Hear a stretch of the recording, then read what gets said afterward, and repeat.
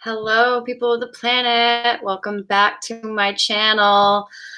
This is Port Charles Public Radio, brought to you by my new place in New York.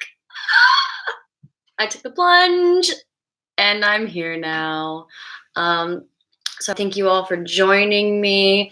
For the record, I know that it's a saxophone in the beginning, and I always do the I always do other things that aren't like the sound of a saxophone.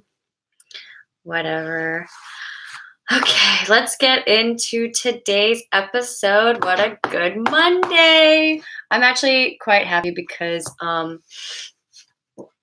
here in New York, it actually posts at 3 o'clock, or it airs at 3 o'clock. So I was running around trying to get like shit for my life done today, and I was like racing back to the house at 1:55. I was like, oh, I hope I made it. And I still had an hour, so that felt pretty wonderful. I am currently heating up my gas stove so I can get some heat in here. So I might get up to, you know what? I'm going to go ahead and...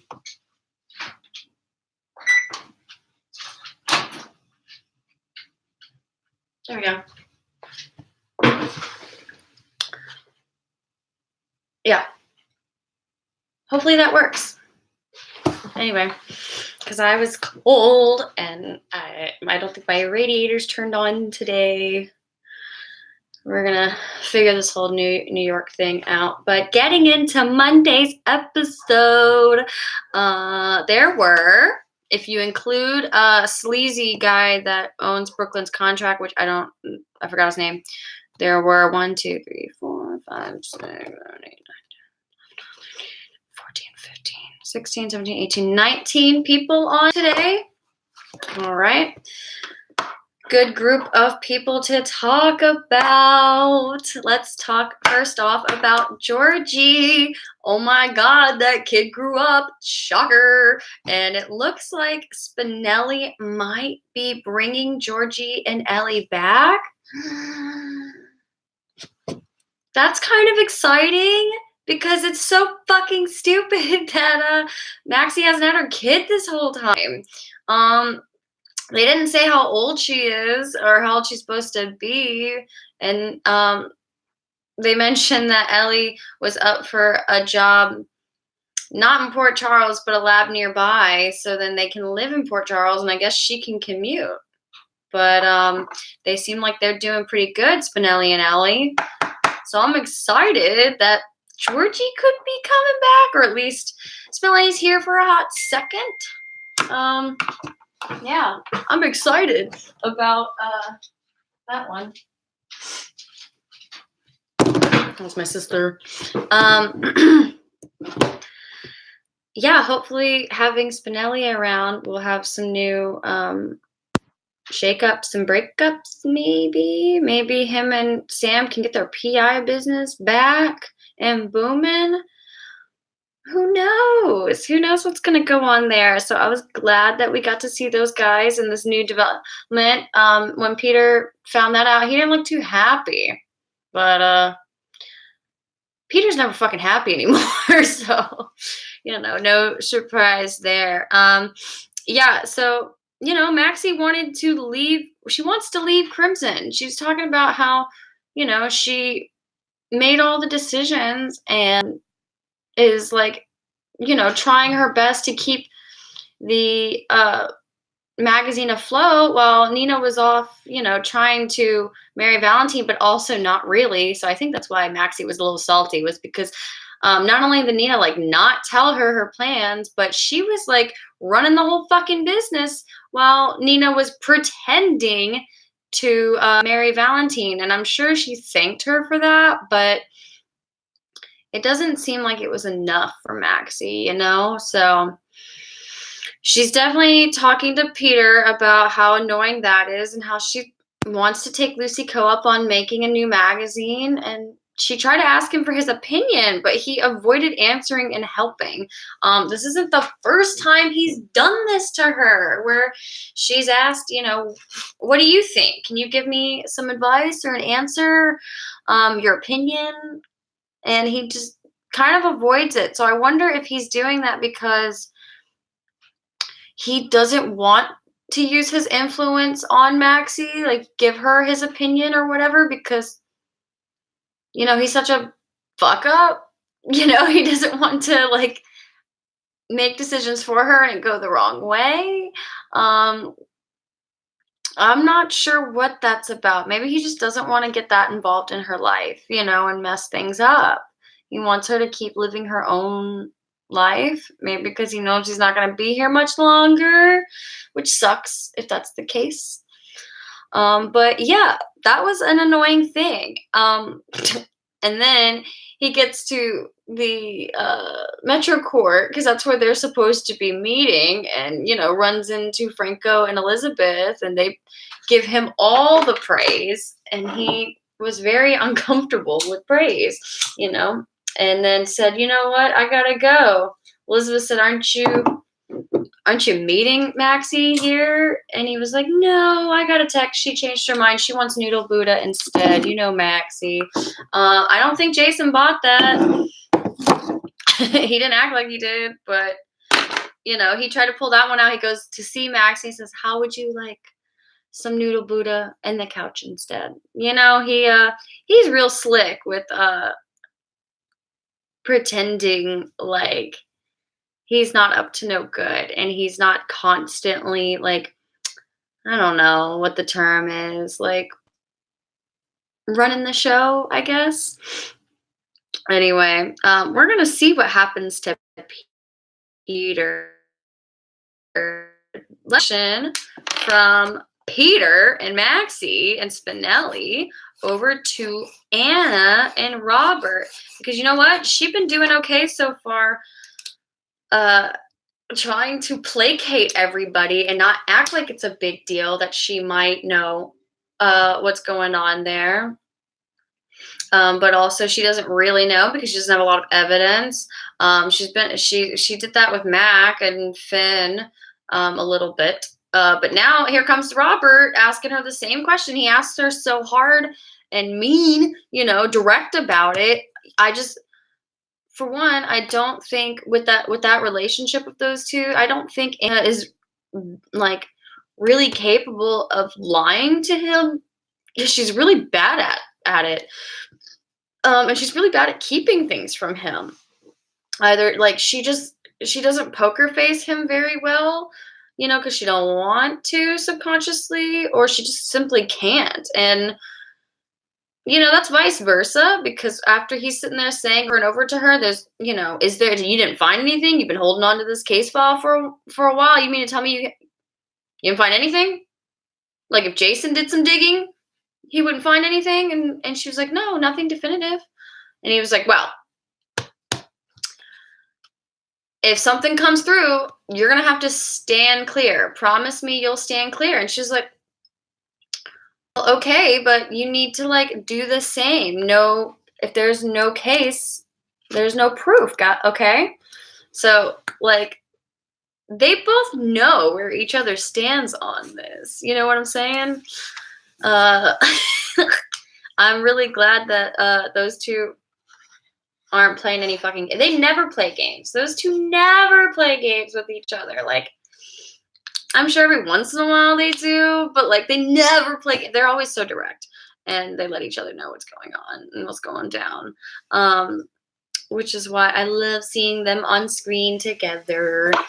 So we're gonna see if Robert is actually going to get this information from Jason and Sam. I mean, Jason's been on this hunt for a while, trying to figure out whether or not Peter was in on this or not. And now that he's got Sam up his ass to help, especially because if they figure out the truth, she can get back to her man and living together. Of course, they're going to figure this out sooner rather than later. We'll see what happens. with that one, she she's not hiding it either, Sam. Um, there at the end, whenever she walked into Crimson, go get a coffee with Maxie, which we all know is like a cover to see if she could get some dirt or talk to Maxie about Peter's weird ass attitude, maybe something like that. She straight up scolded him when he walked by. She was like she had the look on her face, like, don't fuck with me. Don't talk to me. We're not friends. Don't be nice. I'm not nice to you. It was hilarious. And that is not how you act if you're trying to be undercover about, investigating somebody. You definitely don't leave the impression with them that you don't like them, I guess. I don't know. She's not going to leave the impression that she's digging for him, but I mean, I think he's already under the impression that Jason's out for him and is gunning for him. So if she's acting like she's not happy with him either and she don't trust him, that doesn't help the case as far as like keeping Peter from realizing what's going on. That's only going to like up the antics for him and keep him, hiding shit, I guess. So yeah, that was dumb. Yeah, we could transition from that one over. We talked about Anna and Robert. We talked about Spinelli and little baby Georgie. Let's transition from Maxie, Peter, and Sam over to Sam's dumbass still trying to bump into Jason. Top of the episode. Do you want to just meet at the Metro Court? And he's like, you know, we can't do that. And she's like, well, yeah, we can't live together. And we're really not supposed to associate, but like, parole officer can't stop us from just like bumping into each other. We can just bump into, we live in the same town. We're going to bump into each other. Girl, what happened to like you being a parent and like not being able to afford bullshit? Like what happened to that? Why do you guys make Sam so stupid? She's so stupid. She's not that stupid. Like, even if she loves Jason with all of her heart, like, she's not that dumb of a mom, is she? I mean, are they gonna play her that way? I guess. But because I hate when they do this with Sam. I love Sam when she was Drew. Bring Drew back and let her love him. That would have been nice. That would have been. I liked Sam. I liked that Sam. I liked that Sam when she was with Drew. This Sam is dumb. They're playing her dumb. She could not want to be with Jason right now, or like force herself to do anything else than try to be with Jason. Because, even Alexis called it out. At least, Alexis walked in on it and she's like, what did I just walk in on? What are you talking about? Is it exactly it better not be what I think you're talking about, but it's what I think you're talking about, isn't it? And she said, yeah, I can't help it. I love him. Oh, that's so stupid, Sam. It's so dumb. And even your mom said it, but like, at least you were letting Alexis in on it so she doesn't get blindsided by the idea of like you lying about saying that you're not going to see Jason. You're going to try your hardest not to. At least she knows like that you're being this fucking dumb in case you need a lawyer. Who's going to defend you? I mean, she clearly has Diane on retainer, but because Jason does, but it's just Sam's fucking dumb. She's fucking dumb. She's dumb. Moving on. We can slide on over to Alexis and Neil. He showed up. I was wondering where he'd been, but he was in Montclair, St. Clair, whatever, Canada. I don't know if that's that, but he'd been out of town for a few weeks visiting family. And he came back and he had this look on his face. They were really leaning into maybe he met someone, or maybe he slept with someone from his hometown. Maybe some sort of small cheating happened, and that's what that's what it felt like they were alluding to. But come to find out, now he's like, oh, that's not what happened. I'm gonna lose my medical license. Why? Because I'm seeing you. Cliffhanger. Um, so I guess somebody caught wind that he started dating somebody who was a patient but was no longer one. I don't know who else knew that besides Kevin. Maybe we'll find out later who caused that. But I did see in the scenes for tomorrow, he was like, "What if I want to keep making this mistake over and over again?" Like, maybe he wants to keep seeing her. Maybe Alexa's gonna say, "Hey, this is a mistake. Let's break up." And he's like, "No, I don't want to." Because, like, really, I don't know. I don't know how I feel about this one. I mean, if this is the first woman he's dated that he's seen before as a patient, this is really sad because the man has held out so long, however long he's had his medical license, and now someone's going to take it from him because of Alexis. And that's really shitty. It's really shitty because, like, what else does he do? Like, what else besides be a psychiatrist? We don't know. And she shouldn't be responsible for this, and she don't want to be. Fucking drama.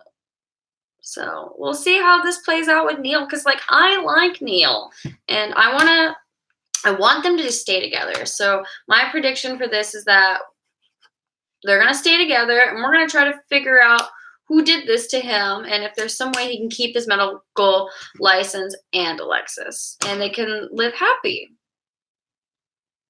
I know that's not gonna be an easy prediction to, like, withstand because this is drama, but that's what I want, and that's what I'm hoping will happen, and that's what I think will happen. So moving on from Neil and Alexa. Another fun word. I know that a couple days ago we talked about Maxie using a big word that I didn't expect Maxie to use. I don't think I remember it anymore. Did I write it? I wrote it down, but I don't know what page I wrote it down on. But it was a good word she used before, and we fucking discussed it. But anyway, the word that Ned used today. No, it's not Neil. Anyway, Neil, close. We're gonna switch over to Ned now. Ned used a good word. A scintilla of interest. You haven't had a scintilla of interest about ELQ until now. Good word, Ned. That was a nice one to use. Very different, unique way to describe shit. So we can talk about ELQ in the corner mains. There was supposed to be some sort of shareholders meeting between Michael, Ned, and fucking Tracy, and I don't know who else. I guess maybe just those people, but yeah, he had to dip because he's on his way to Shiloh's memorial. Whatever. Before that, Brooklyn came in and started yapping away like she always does, but we'll talk about her. And then, Michael leaves the room because he's got to go to this memorial. Ned is asking Tracy, like, what are you up to? You have this scintilla of interest, an EOQ that you haven't had in a while. She had this look. He's like, are you making a play? And I thought maybe she was going to say, like, no, you need to make the play while the iron's hot. Strike while the iron's hot. You're in charge. But she said, no, someone else is making a play for ELQ, which made me think, here's my prediction, that it's Nell, because Nell has Shiloh's shares, and I think that's what the shareholder meeting was about to begin with, was to discuss Shiloh's shares. So maybe Nell's going to make a play to keep them. I don't know, because maybe she's the one who's holding the memorial service because she's the one who married Shiloh.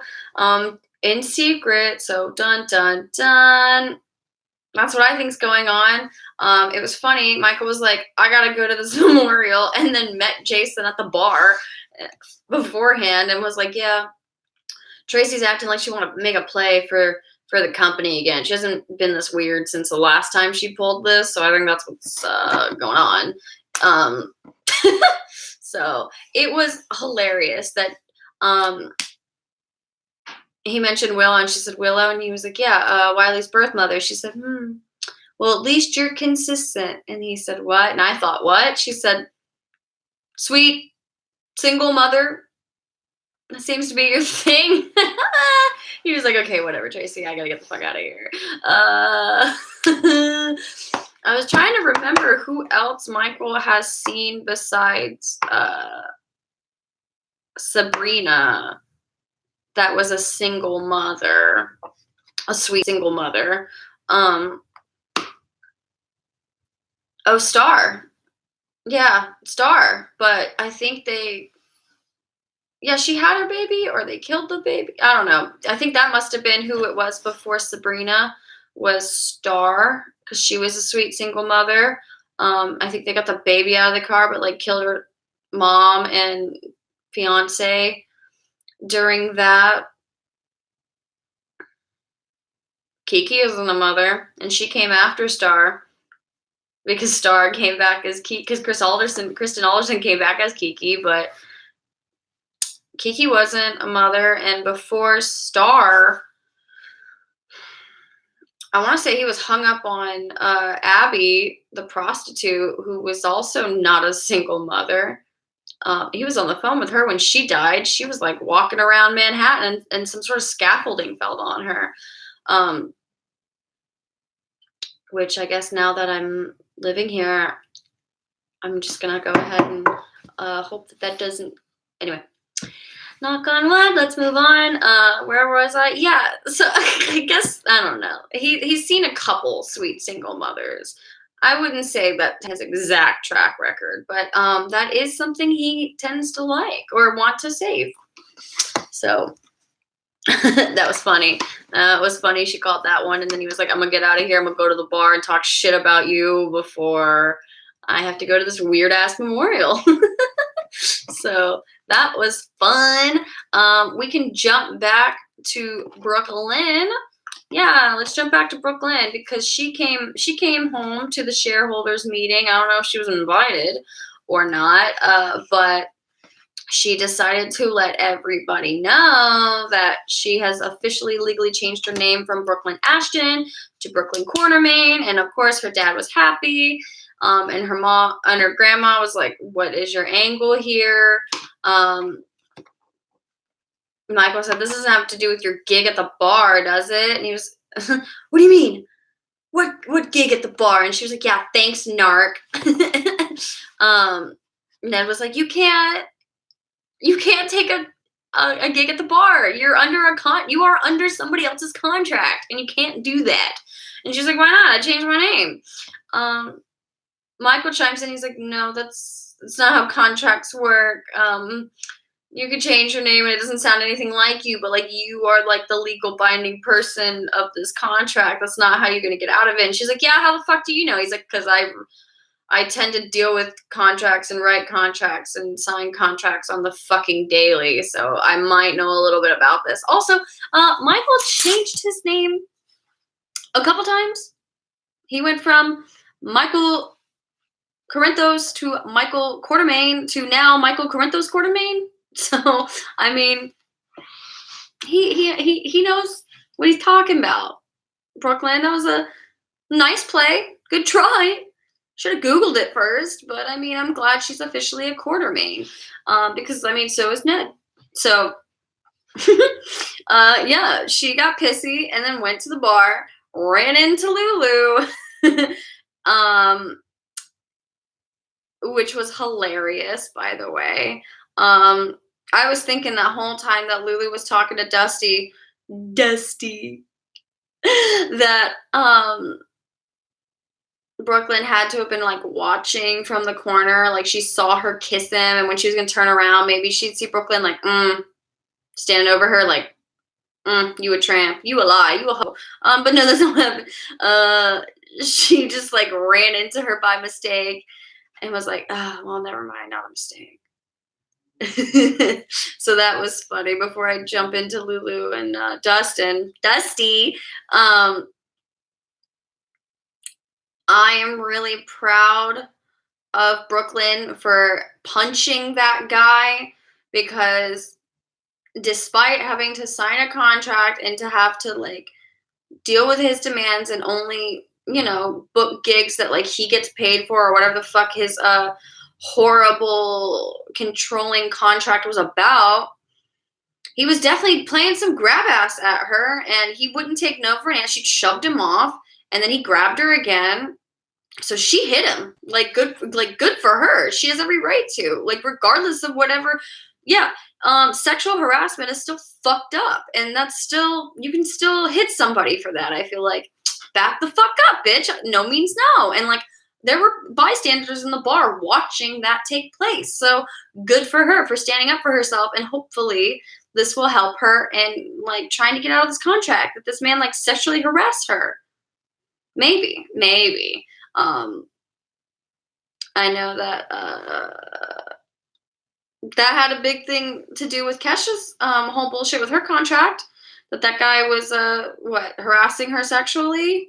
Something about, I don't know for sure, but I feel like that happened too. So good for her for fucking standing up for herself, because yeah, fuck him. Fuck Sleaze guy. I can't remember his name, so I'm just gonna refer to him as Sleazy.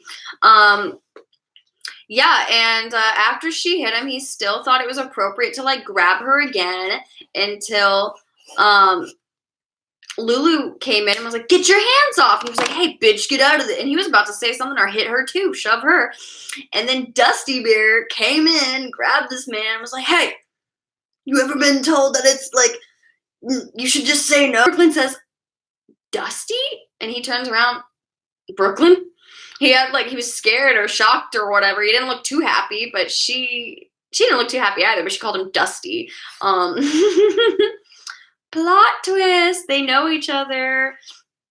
Dustin has never talked about being from Port Charles, and Brooklyn was friends with Lucas from high school. Like, they were best friends from high school. So I wonder if Dustin is like that age, if he went to high school with them then too, or maybe they met at college. I don't know, because Lulu is younger than Brooklyn, if I'm not mistaken. Lulu went to high school with Maxie, not Brooklyn, I don't think. I don't think Lucas and Brooklyn were there at the same time as Lulu and Maxie. So this is fun to see what happens there. Maybe they're friends, maybe they're not. Whatever.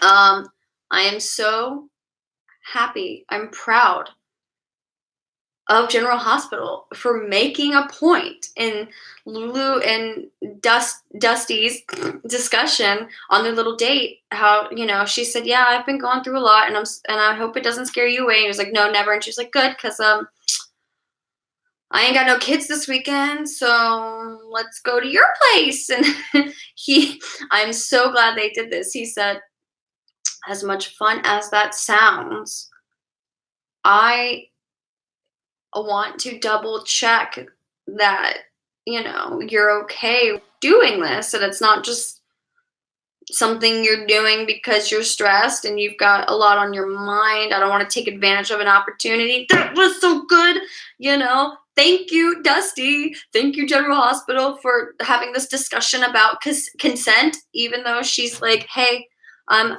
ready for the taking." He was like, "Hold on, you're going through a lot. Are you sure? Are you sure you want to do this? Are you sure you're ready to have sex with somebody again?" And she was like, "Wow, thanks for the direct ask, and question about consent, but yeah, I am ready. Let's go." Until she got what she thought was probably sex on the beach spilt on her. That was hilarious. So thank you for talking about consent. That was great. Yeah, so Lulu and Dusty and Sleazy Guy and Brooklyn, da da da da da. That leaves us with Franco and Elizabeth back at the Metro Court, where he saw the weirdness with Peter when he tried to praise him. Um, Franco's pretty direct. He was like, "Yeah, that was weird, right? He's a weird guy." And Elizabeth said, "Well, I mean, not a lot of people are comfortable with praise. It kind of makes them, awkward. I'm sure that's what it is." And he was like, "No, it was even weirder than that. That wasn't. I don't think that was it. It just seemed pretty fucking weird." Um, and so they brought up the elephant of the room with Jason when we could backtrack before talking to Peter. They mentioned art camp. They thanked Jason for sending Jake, I guess paying for Jake to go to art camp because he has money and they don't, because they both work at a hospital and are barely making ends meet for these kids. Because I've been wondering, why the fuck isn't Jake around? I mean, the obvious answer must be because the kid is in school or something, or they're already using up all their kid budget on Violet and these teenagers. So Cameron, they ain't got room to throw Jake and Aiden in there. So I'm really glad that they mentioned art camp was the excuse, which, I mean, it's the middle of January. I don't know when these kids go back to school.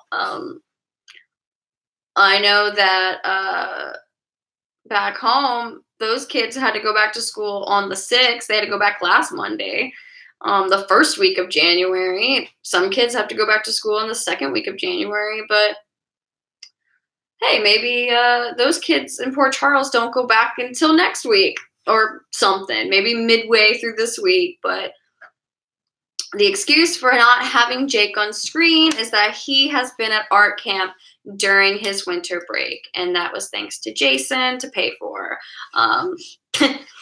So Franco brought up the weirdness with Peter. I hope he's going to get in on this and tries to work together with Sam and Jason, maybe on figuring out what the fuck's wrong with Peter and why he's so weird. And yeah, I think while he was sitting there, they were both eating their salads. Not really eating their salads, but they had salads.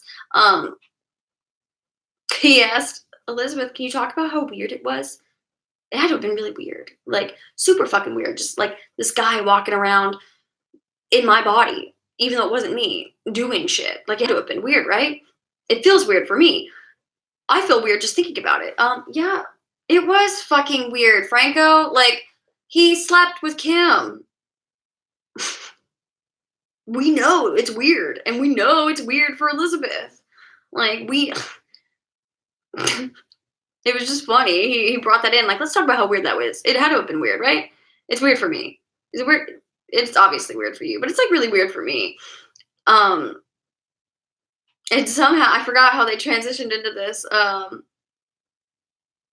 He was talking about can you describe him? How was he cold? Like Jason, or was he like Drew? Strappingly charming, but also not cold but distant. Was he like Drew? She was like, "Fine, why don't you see for yourself?" Because Cameron he asked Cameron to record a video to say to you a message before he went under. You wanna see that? And he just gave the phone back. She was like, "What? You don't want to look at it?" He's like, "Not yet. I'm not ready yet. I mean, I'll read it or I'll see it later, but not yet." So my prediction for that one is that he probably won't look at that message until after we have Prego Kimmers come back. Prego Kimmers? Prego Kimmy come back. That's what's going to happen, I think, once we see that. And he's like, and Elizabeth's like, "Oh," and they all get really weirded out by it. That's probably when he's going to watch that video. So then he can see just how weird it is, and maybe he'll talk about Kim then. Um, Predictions for this week and tomorrow.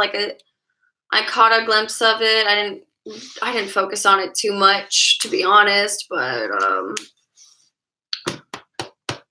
yeah, we're gonna see Nell. She's gonna be at this funeral, and Michael bought that house that the Donnies were living in. I wonder if we're gonna discuss that at all.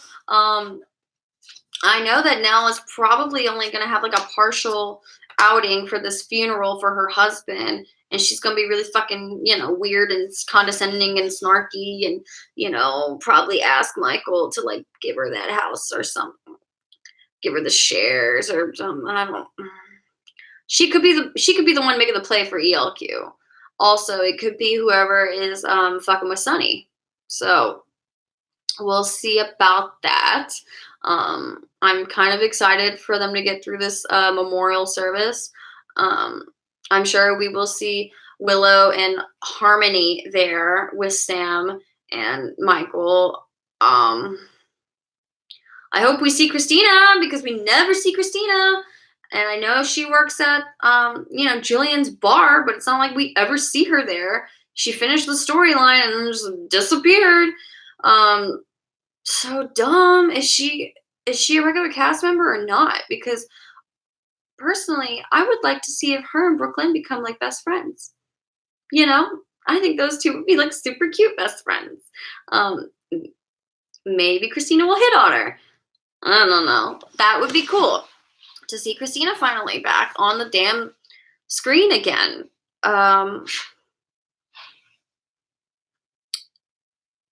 Yeah, I don't think I really have anything else that I can remember. So thanks for sticking with me, and I will see you all tomorrow on a Tuesday. Thanks.